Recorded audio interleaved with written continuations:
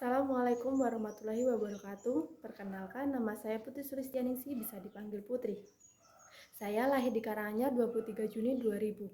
Pada saat ini saya berdomisili di Kabupaten Karanganyar, Jawa Tengah. Tinggi badan saya pada saat ini adalah 164 cm dengan berat badan 51 kg.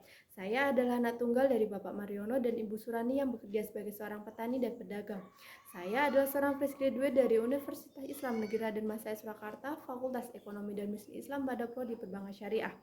Selama 3,8 tahun saya kuliah, saya memiliki minat yang besar dalam dunia perbankan.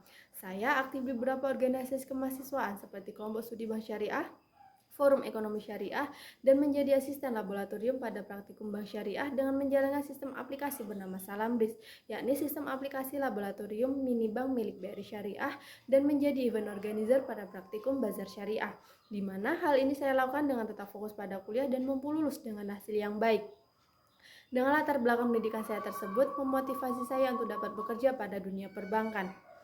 Dengan ilmu dan kemampuan yang saya miliki, saya yakin dapat menunjang pekerjaan saya nantinya. Saya adalah seorang yang senang terhadap hal baru, cepat beradaptasi, dan mampu berkomunikasi dengan baik.